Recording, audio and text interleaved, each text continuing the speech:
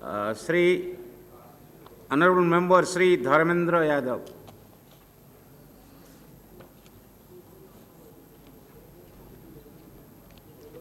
धन्यवाद सभापति महोदय।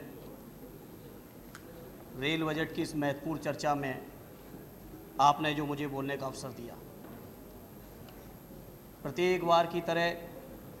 सभापति महोदय इस बार भी रेल बजट में कई महत्वपूर्ण घोषणाएं की गई हैं और हर बजट में घोषणाएं होती हैं, लेकिन सभापति महोदय आपके माध्यम से माननीय मंत्री जी से मैं अफसोस के साथ कहना चाहता हूं कि देश का विकास हो या रेल का विकास, विकास एक सतत प्रक्रिया है और इस प्रक्रिया को कोई भी सरकार शुरू क्यों न करे, अगली सरकार का भी दायित्व बनता है कि उस विकास की प्रक्रिया को आगे बढ़ाया जाए। लेकिन सभापति महोदय, बड़े अफसोस के साथ कहना पड़ता है, जिन परियोजनाओं का शिलान्यास देश के प्रधानमंत्रियों ने किया हो, जिन परियोजनाओं का शिलान्यास देश के महामहिम राष्ट्रपति महोदय द्वारा किया गया हो, उसके बावजूद उन परियोजनाओं को किसी भी तरह से गंभीरता से नहीं लिया जाता है। अगर हम बात करें उत्तर प्रदेश की, तो एक नहीं अनेक उदाहरण मिलेंगे सभापति महोदय। इटावा से मैनपुरी रेल लाइन का शिलान्यास देश के तत्कालीन महामहिम राष्ट्रपति डॉक्टर APJ अब्दुल कलाम साहब ने किया था और डॉक्टर कलाम साहब की मौजूदगी में तत्कालीन रेल मंत्री नीतीश कुमार साहब ने वादा किया था कि इटावा से मैनपुरी रेल लाइन का उद्घाटन भी महामहिम कलाम साहब द्वारा ही किया जाएगा। लेकिन अफसोस के साथ कहना पड़ता है, मात्र 57 किलोमीटर लंबी रेल लाइन का जहां उद्घाटन की तो उम्मीद छोड़िए, अगर यही विकास की गति रही तो मैं समझता हूं आने वाले 10 वर्षों में भी वो योजना पूरी नहीं हो पाएगी। इसी तरह का एक वाकया अपने निर्वाचन क्षेत्र बदायूं के बारे में चर्चा करना चाहता हूं सभापति महोदय। देश के प्रधानमंत्री इंद्र कुमार गुजराल साहब ने बरेली से बदायूं होते हुए कासगंज तक बड़ी रेल लाइन का शिलान्यास किया था 1996-97 में। लेकिन सभापति महोदय, बड़े अफसोस के साथ कहना पड़ रहा है, आज भी उस रेल लाइन की कार्य योजना की तो बात छोड़िए, मैं समझता हूं अभी तक उस योजना के लिए सर्वे का भी काम रेल मंत्रालय द्वारा नहीं किया गया है। जहां इस तरह की घटनाएं होंगी, जहां पिछली सरकारों की बनाई हुई योजनाओं को इस तरह से नजरअंदाज किया जाएगा, तो सभापति महोदय, जहां हम एक और विश्व स्तरीय रेलवे स्टेशन बनाने की बात करते हैं, आदर्श रेलवे स्टेशन बनाने की बात करते हैं, इंग्लैंड और अमेरिका से लेकर तमाम दुनिया के विकसित देशों का उदाहरण देते हुए हम रेल बजट को प्रस्तुत करते हैं, हम समर्थन करते हैं आदरणीय रामधारी सिंह जी का। यही हाल है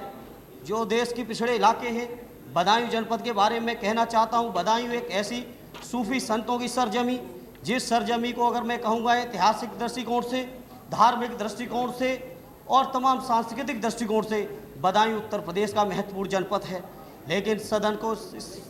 बदायूं की स्थिति के बारे में बताते हुए मुझे अफसोस हो रहा है कि आज तक बदायूं जनपद को बड़ी रेल लाइन से जोड़ने का काम किसी भी सरकार द्वारा नहीं किया गया है। इसलिए सभापति महोदय, आपके माध्यम से उपस्थित माननीय मंत्री जी से हम प्रार्थना करना चाहते हैं, बदायूं की वो सरजमी, जिस सरजमी पर बड़ी सरकार छोटे सरकार की जियारत करने न केवल उत्तर प्रदेश, न केवल हिंदुस्तान, बल्कि दुनिया के तमाम इलाकों से लाखों लोग आवागमन करते हैं, वहाँ आज तक रेल की बड़ी लाइन नहीं है। मुझे उम्मीद है कि माननीय रेल मंत्री जी हमारी इस परियोजना को जरूर ध्यान देने का काम करेंगे। यही हालत है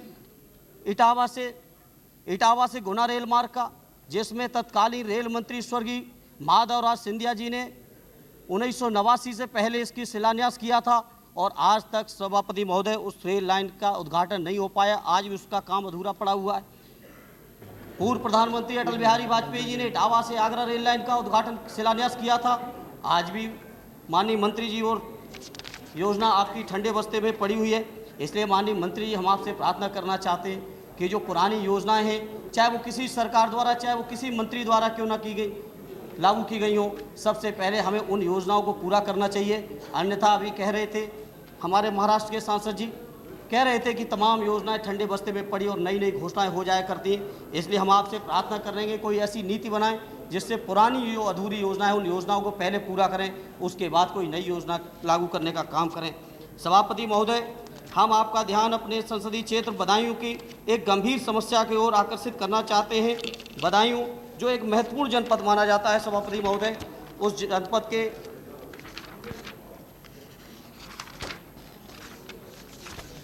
जनपद की एक महत्वपूर्ण जो रेल लाइन वहाँ से निकलती है,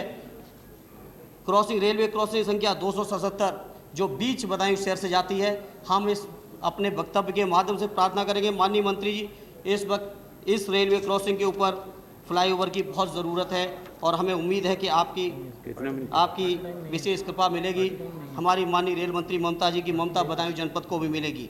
माननीय सभापति जी, आपके माध्यम से बस सर एक मिनट सर, जहां हमारी रेल मंत्री जी ने वादा किया है कि आर्थिक दृष्टिकोण से नहीं, हम सामाजिक दृष्टिकोण से, मानवीय दृष्टिकोण से रेल के बजट को पेश करेंगे, वहीं आपके माध्यम से सदन को बताते हुए मुझे अफसोस हो रहा है सभापति महोदय कि जहां देश के अंदर 80% यात्रा करने वालों के लिए केवल 20% जगह मिलती है और 20% लोगों को 80% रेल आरक्षित कर दी जाती है। पिछले कई बजटों में चर्चा हुई, मैंने पिछले बजट में भी प्रार्थना की थी, लेकिन अफसोस के साथ कहना पड़ रहा है कि उस पर ध्यान नहीं दिया जा रहा है। किसी भी लंबी दूर की रेलगाड़ी की आप स्थिति देखिए तो 2 डब्बे आगे जनरल क्लास के और 2 डब्बे पीछे होते हैं, बाकी अधिकांश डब्बे रिजर्व कैटेगरी के होते हैं। और केवल 2 डब्बों में कैसे आप उम्मीद करते हैं कि हजार लोग, और क्या उनकी हालत होती। रेल मंत्री जी, मैं समझता हूँ सदन के किसी सम्मानित सदस्य से छुपा नहीं है, इसलिए मैं फिर से अपनी इस पिछले बजट में भी मैंने चर्चा की थी, इस बजट में भी मैं प्रार्थना करना चाहता हूँ कि जनरल क्लास की बोगियों को बढ़ाना पड़ेगा, और अगर जनरल क्लास की बोगियों को हम नहीं बढ़ाएंगे तो कभी हम गरीब लोगों के लिए तमाम तरह की इज्जत से लेकर हम तमाम योजनाओं की बात करते हैं, वो हम सांसद लोग यहाँ बैठ के ताली बजा सकते हैं, लेकिन अगर व्यवहारिक दृष्टिकोण से आप रेलवे स्टेशन पर जाके देखेंगे, यदि जनरल क्लास की बोगियों में घुसकर देखेंगे, तो मैं समझता हूँ सभापति महोदय, कोई भी संवेदनशील व्यक्ति उनके कष्ट का, उनके दर्द को समझ सकता है। इसलिए मेरी प्रार्थना है कि जितनी भी लंबी दूरी की रेल लाइन है, रेलवे गाड़ियाँ हैं, उनके अंदर जनरल क्लास की बोगियों को बढ़ाने का काम किया जाए। और थोड़ा सा एक मिनट सभापति महोदय, हम अपने राज्य उत्तर प्रदेश के बारे में ज़रूर चर्चा करना चाहते हैं। ममता जी से उम्मीद थी पूरे देश के लोगों को ममता मिलेगी, लेकिन बड़े अफसोस के साथ कहना पड़ता है, जहां उत्तर प्रदेश के अंदर रेलवे नेटवर्क देश का 14% उत्तर प्रदेश में है और जनसंख्या के दृष्टिकोण से भी देश का बड़ा भाग आज उत्तर प्रदेश में निवास करता है, उसके बावजूद 375 रेलवे स्टेशन ममता जी ने आदर्श रेलवे स्टेशन के लिए चुने हैं, लेकिन उत्तर प्रदेश के अंदर मात्र 7 रेलवे स्टेशन। अब आप अनुपात लगा लीजिए माननीय मंत्री जी, इसलिए हमारी आपसे विशेष प्रार्थना है, जनसंख्या के दृष्टिकोण से, राजनीतिक महत्व के दृष्टिकोण से, धार्मिक दृष्टिकोण से, ऐतिहासिक दृष्टिकोण से, आज़ादी के आंदोलन की दृष्टिकोण से उत्तर प्रदेश का जो महत्वपूर्ण योगदान देश को बनाने में रहा है, उसी अनुपात में उत्तर प्रदेश के भी अधिकार को अगर आप दे देंगे तो आपकी बड़ी मेहरबानी होगी। हमें कोई आपत्ति नहीं है बिहार के विकास पर, हमें कोई आपत्ति नहीं कलकत्ता के विकास पर, लेकिन उत्तर प्रदेश के अधिकार पहले था, तीन बार पार्टी के पास था, तो हम चाहते हैं कि हमारे उत्तर प्रदेश के साथ आप न्याय करें। और उत्तर प्रदेश में विशेषकर जिन योजनाओं के बारे में मैंने चर्चा की, सभापति महोदय आपके माध्यम से मंत्री जी से और मंत्री जी के माध्यम से माननीय ममता जी से मेरी विशेष प्रार्थना है कि इन योजनाओं की ओर ध्यान दें। आपका बहुत बहुत धन्यवाद। समय देंगे। जय हिंद। धन्यवाद।